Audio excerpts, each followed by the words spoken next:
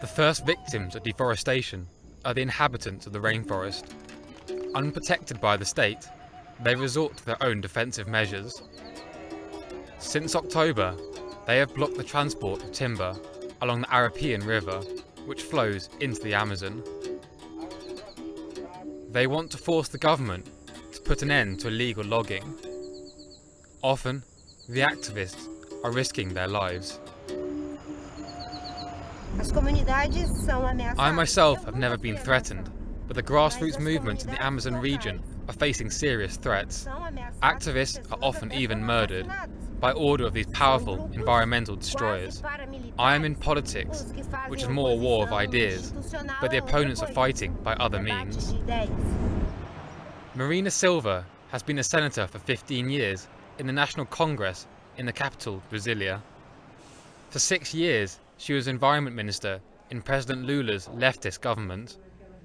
She grew up in the rainforest and has an exceptional understanding of the politics behind it.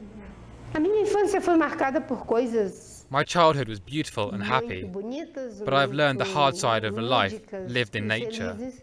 This has affected me.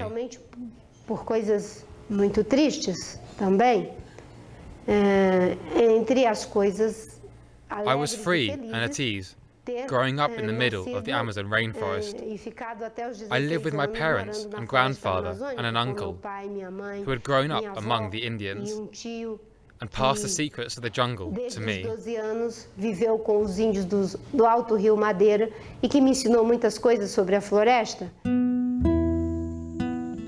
Marina's father collected rubber in the primeval forest of the Amazon.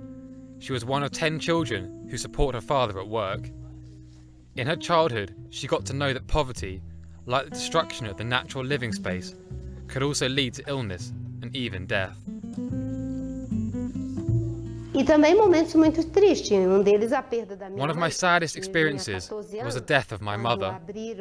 I was 14 when the highway between Brasilia and Accra was built. By opening this route, diseases like malaria and measles came into our area. Several members of my family died. When Marina herself became ill with hepatitis, she was brought to the next town for treatment. It was her chance to learn to read and write. She went on to study history and join leftist movements to protect the inhabitants of the Amazon. Together with the activist Chico Mendes, who was murdered in 1988 by the timber mafia, she began to organize protests. Marina quickly became an icon of the environmental movement. Another activist was the metal trade unionist Lula. In 2002, he was elected as president of Brazil and made Marina Silva his environment minister. With Lula, she sought to ensure a more stringent environmental policy.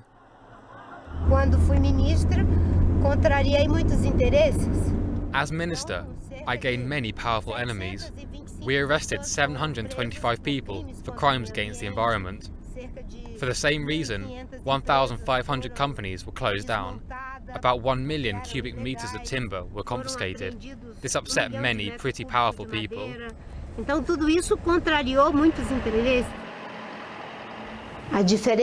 What is the difference between Don Quixote and me?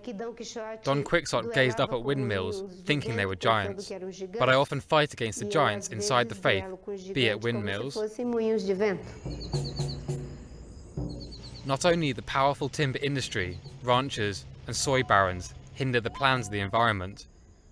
For the corrupt sovereign and powerful branches of the government, the strict environmental requirements become a millstone. Marina Silva wanted to make the environment a priority of the government. The project failed to limit agribusiness and the construction of mega dams. She felt isolated in the government and decided to withdraw.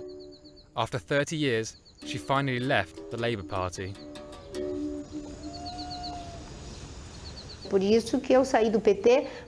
I went to the Green Party because the government, despite the catastrophic climate change, did not take seriously enough the need for sustainable development in Brazil.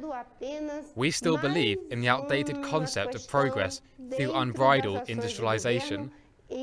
as if our natural resources are infinite. They are not infinite. We have reached our limit. We need new answers.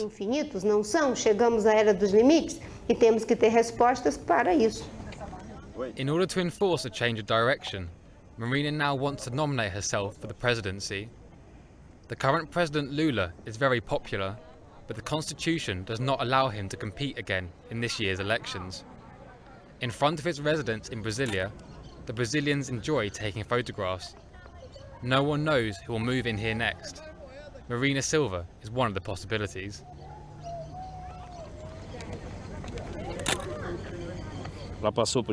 She has had many bitter experiences in her life.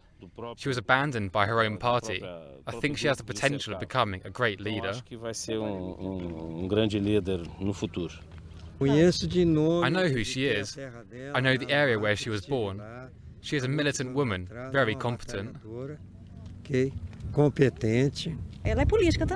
is a politician, and yet not corrupt like the other candidates we have had here before in Brazil. I do not share their view of the world. I believe that Brazil should still achieve its economical potential to develop further and faster. Marina Silva pleases me very much, mainly because of her ecological awareness and because she is very intelligent. But I cannot imagine her as president. I think she would have to prepare herself better. To govern such a huge country like Brazil, the fifth largest country in the world, is no easy matter. Uma costa de mais de 8.000 quilômetros, a costa atlântica brasileira, não é fácil. It is not easy for Marina Silva to convince her compatriots that the destruction of nature is the wrong way to solve the social and economic problems of the country.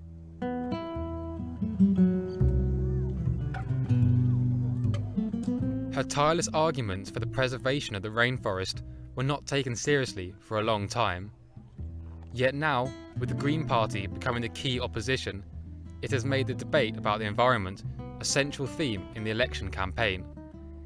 Even the government now seems to be recognizing the problem. Não é uma coisa fácil. It is no easy task, but Brazil is determined to preserve the Amazon rainforest. We have significantly improved our environmental awareness in recent years, and we have Marina Silva largely to thank. Her resignation from the government will not stop our environmental policy. On the contrary, we will continue to make environmental progress, and Brazil will agree in Copenhagen to specific emission targets. Vão ser muito fortes no sentido de compromissos. Before the climate summit, President Lula announced that the clearing of the rainforest is expected to decline by 60%. Nearly 40% of Brazilians voted to reduce greenhouse gases by 2020. We have the ability to take concrete measures. The problem is that we do not. Rich countries have money and know-how and technology, but they do not take the necessary steps to reduce the CO2 emissions. You are a terrible role model. Developing countries are now responsible for more than half the world's gas emissions. You take the bad example of developing countries as a pretext to argue that they can do nothing to reduce industrialization because they still have to fight poverty in their population. This is very worrying. Logo, isso é uma realidade preocupante.